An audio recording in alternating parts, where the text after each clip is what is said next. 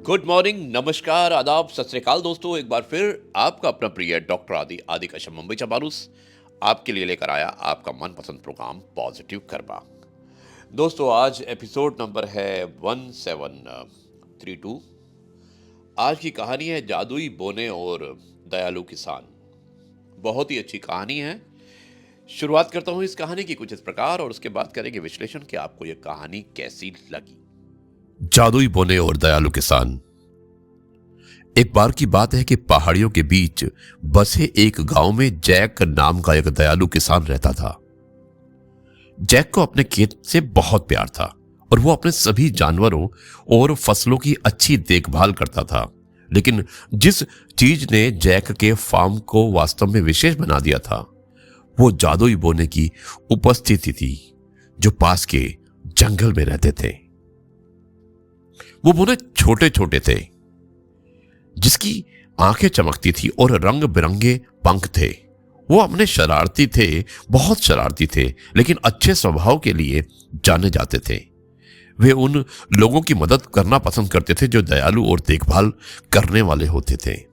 एक सुबह जैक अपने बगीचे में काम कर रहा था, अपनी आगामी फसल के लिए बीज बो रहा था। जादुई बोने उसे पेड़ों के पीछे से देख रहे थे। वो जैक की कड़ी मेहनत और पौधों और जानवरों के प्रति उसके सौम्य स्वभाव से, उसके व्यवहार से प्रभावित हो गए।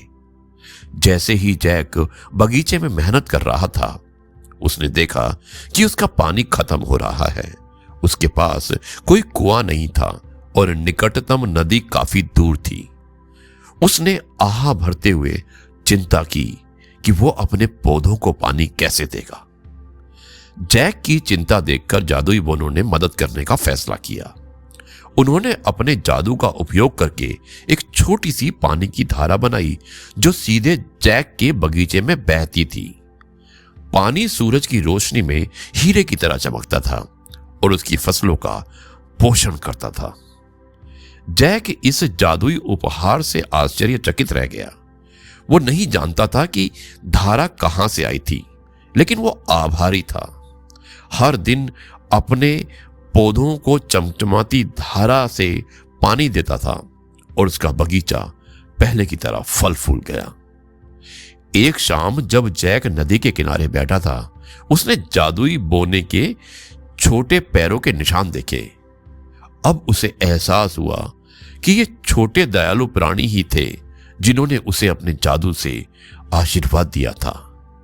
समय के साथ जैक की दोस्ती बोनों से हो गई। उसने बगीचे के पास अपने लिए छोटी छोटी चीजें छोड़ देता था और उनके लिए छोड़ देता था, और बदले में बोने भी विभिन्न तरीकों से उसकी मदद करते। इस तरह से बोने जैक की मदद करते और जैक बोनों की मदद करता। उन्होंने उसके बाड़ों की मरम्मत की, पके फल इकट्ठा करके उसके करने में मदद की, और यहां तक कि उसके खेतों में खतरनाक जानवरों को और पंछियों को भगाने का काम भी किया। दोस्तों, दया जादू की तरह है। वो अप्रत्याशित आशीर्वाद लाती है। जैक की जब अपने खेत और उसके प्राणियों के प्रति दयालुता और देखभाल ने उसे जादुई बोनों की मित्रता और सहायता अर्जित की।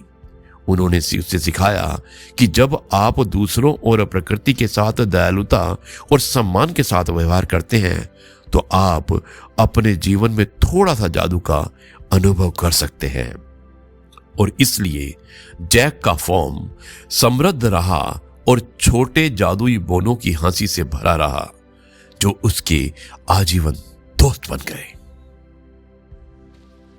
जी हाँ दोस्तों, कैसी लगी आपको ये कहानी जादुई बोने और दयालु किसान, जिसमें आपने देखा कि एक किसान जिसका नाम जैक था बहुत मेहनती था। एक बार वो अपने खेत को जोत रहा था, लेकिन उसके पास पानी का कोई साधन नहीं था। कुछ बोने थे।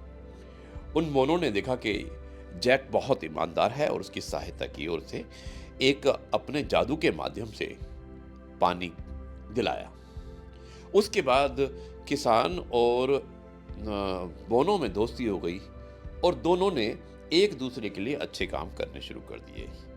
दोस्तों, इसीलिए कहते हैं कि अगर आप अच्छा काम करोगे तो आपको अच्छे लोग मिलेंगे, और अगर आप बुरा काम करोगे तो आपको बुरे लोग मिलेंगे। यानी कि आप जैसा करेंगे वैसा पाएंगे। इसलिए हमेशा अच्छा काम कीजिएगा, अच्छे लोगों का साथ रखिएगा।